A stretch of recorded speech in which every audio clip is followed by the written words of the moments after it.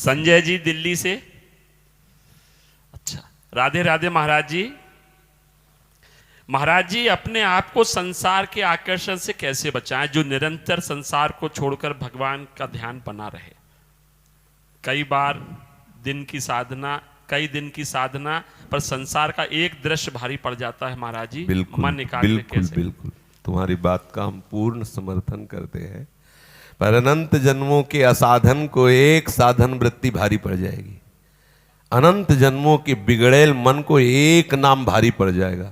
एक बार राधा बोला तो ऐसी तैसी इस मन की हमारा नाश नहीं कर सकता। आप उस असत का महत्व न दें, सपने के भूतों का कोई महत्व नहीं है। नाम सच्चिदानंद परम सत्य है और जितनी वृत्तियां सब असत्य हैं, जितने भी दृश्य हैं सब असत्य हैं। असत्य दृश्य भारी तब पड़ रहा है जब आप उसे सत्य मान रहे हैं, उसकी सत्ता नहीं, और नाम की सत्ता है। इसलिए विश्वास करके आदर पूर्वक बहुत काल तक निरंतर नाम जपने का अभ्यास करें, फिर आप इसका चमत्कार देख लें, धीरे धीरे सब ठीक हो जाएगा। और जैसे हम अकेले रुपया कमाएं तो कितना कमा सकते हैं, पर किसी करोड़पति की गोद में बैठ जाए और वो हमें स्वीकार कर ले, फिर तो बिना कमाए धनी हो गए। तो आचार्य और गुरुदेव ये महापुरुष प्रभु नाम के धनी हैं। हम इनके चरणों का आश्रय ले लें तो उनकी कृपा बल से आज ही हमारा काम हो गया, ऐसा विश्वास कर लें। हम ठसक में भर जाए कि हम तो श्री जी के, हम तो लाडली जी के, हम तो गुरु जी के। सच्ची बात कहते हैं, बहुत जल्दी ठीक हो जाओगे।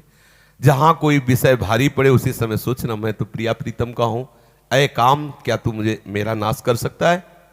अय क्रोध, क्या तू मुझे नष्ट कर सकता है? मैं प्रिया प्रीतम का हूं, मैं आचार्य का हूं, मैं गुरु का हूं। वो कुछ भी करे, चाहे जितना बोर्ड आप गंदा लिख दो, वो नहीं होता मिटाने वाला। आचार्य और गुरु के पास वो होता है डस्टर, ऐसे हमारा सब नष्ट हो गया। अहम त्वाम सर्व पापेभ्यो मोक्षयिष्यामि मा शुचा। बिल्कुल निश्चिंत होकर भगवद आश्रित हो जाओ और नाम पर बुद्धि दो, नाम पर महत्व करो। फिर आप ये होता रहेगा तब तक जब तक भगवत साक्षात्कार नहीं होगा। और इसका कोई महत्व नहीं है, ये सीने हैं, ये आती जाती रहेंगी त्रिगुणात्मक। जैसे पर्दे में दृश्य आता रहता है, पीछे से फोकस पड़ता रहता है।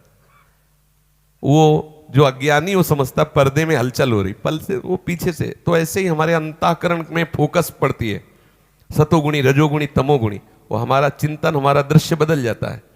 सात्विक दृश्य, तामसिक चिंतन, राजसिक दृश्य, राजसिक चिंतन, ये सब बंदे। तो हमें घबराने की जरूरत नहीं है।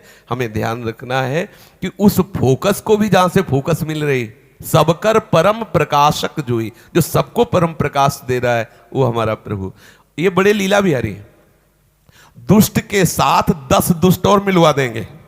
तुम्हारी पार्टी जय हो, वो अपनी पार्टी हो। उनसे पूछो कि तुम ही धर्म की स्थापना करते हो तो अधर्मियों को ये सब व्यवस्था कौन दे रहा है? सुंदर शरीर, स्वस्थ बुद्धि काम कर रही, रुपया पैसा, और जानते हैं कि अगले कदम में गोली मार जाए, फिर भी उनको हिम्मत देते हैं और उनके साथी हजारों बन जाते हैं और आतंक शुरू। ये इनका लीला विलास है। यदि आप इनकी शरण में आ गए तो ये तीनों गुणों का प्रभाव धीरे धीरे शांत हो जाएगा। आप गुणातीत स्थिति में आ जाएंगे, तब आप देखेंगे कुछ है ही नहीं, केवल वही वो है, दूसरा कोई है ही नहीं। तो आप प्रभु के नाम पर महत्व बुद्धि कीजिए और आचार्यों की शरणागत हुई। बिना आचार्य शरणागति के शुद्ध ज्ञान नहीं होता। हम उनके हैं, इस बात में बहुत दम है। रुपया हमारे एक पास नहीं है, लेकिन हम किसी धनी के हैं और वो मेरा है, तो मुझे है कि जरूरत पड़ने पर वो है ना। तो ऐसे ही भजन नहीं है, साधना नहीं है, लेकिन जो भजन स्वरूप आचार्य है गुरुदेव, मैं उनका हूं ना, इसलिए मेरी नैया डूबेगी नहीं, मेरी नैया पार हो जाएगी। ऐसे रहना चाहिए।